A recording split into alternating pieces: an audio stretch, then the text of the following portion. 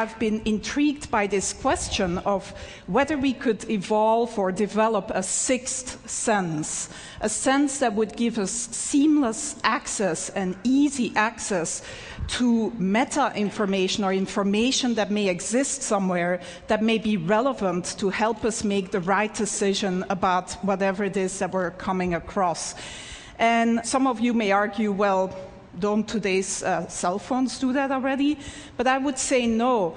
When you meet someone here at TED, and this is the top networking place, of course, of the year, you don't shake somebody's hand and then say, can you hold on for a moment while I take out my phone and Google you?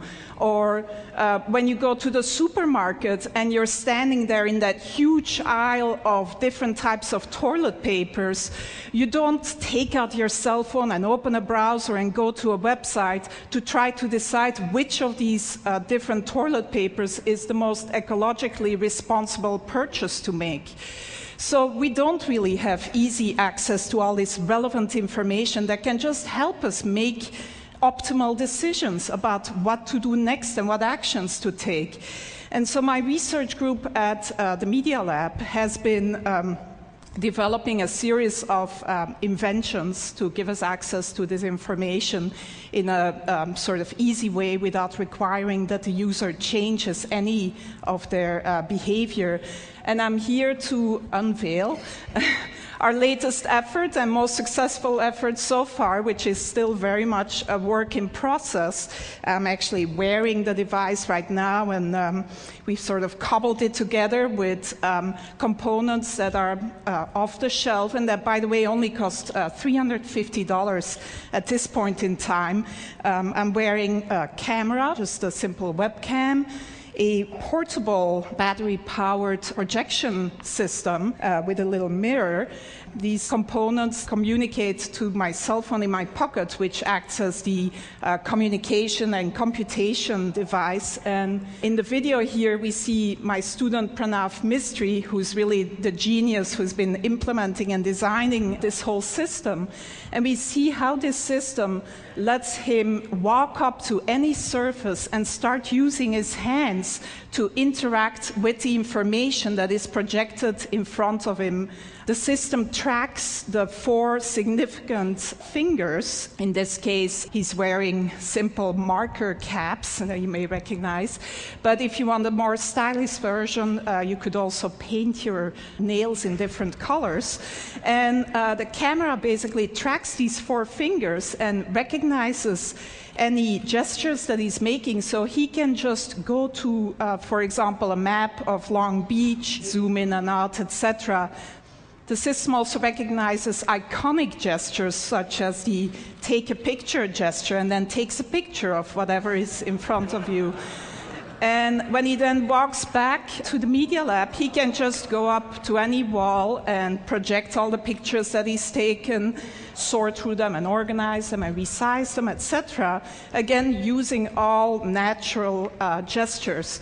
So some of you most likely were here 2 years ago and saw the demo by Jeff Hahn, or some of you may think, well, doesn't this look like the Microsoft Surface table? And yes, you also interact using natural gestures, both hands, etc. But the difference here is that you can use any surface. You can walk up to any surface, including your hand, if nothing else is available, and interact with this projected data. The device is completely portable and can be...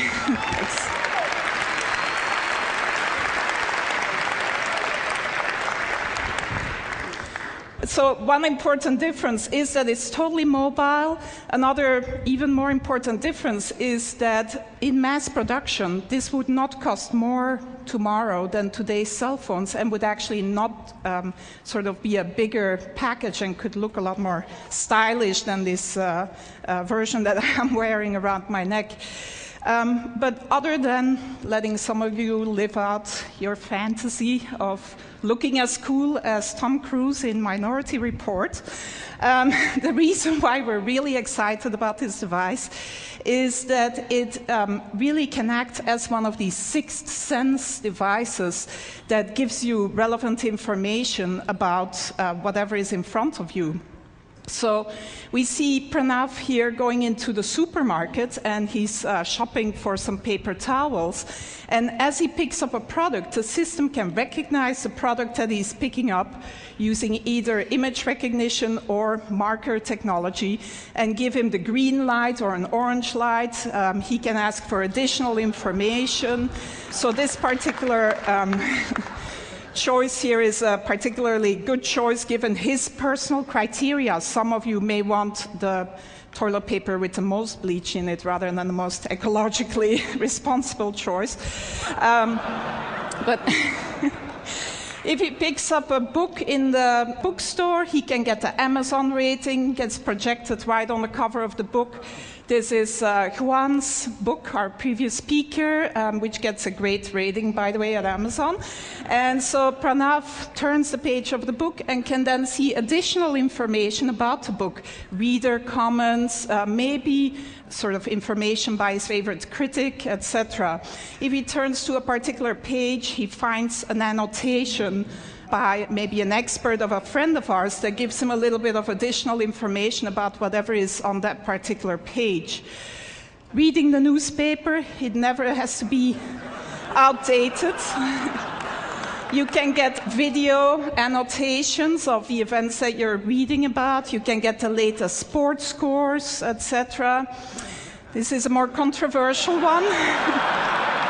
As you interact with someone at TED, maybe, you can see a word cloud of the tags, the words that are associated with that person in their blog and personal web pages. In this case, the student is interested in cameras, etc.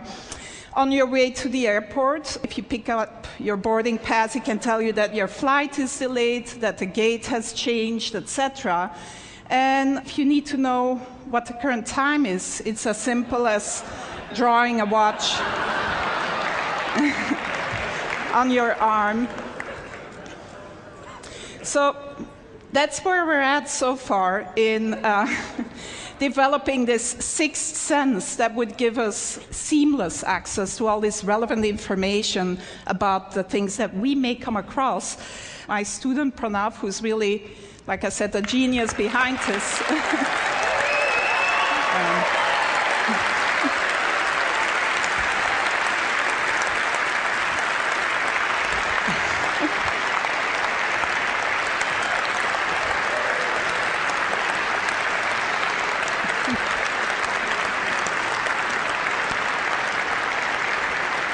He does deserve a lot of applause because I don't think he's slept much in the last 3 months, actually.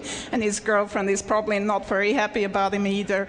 But it's not perfect yet. It's very much a work in progress. And who knows, maybe in another 10 years, we'll be here with the ultimate sixth sense brain implant. Thank you.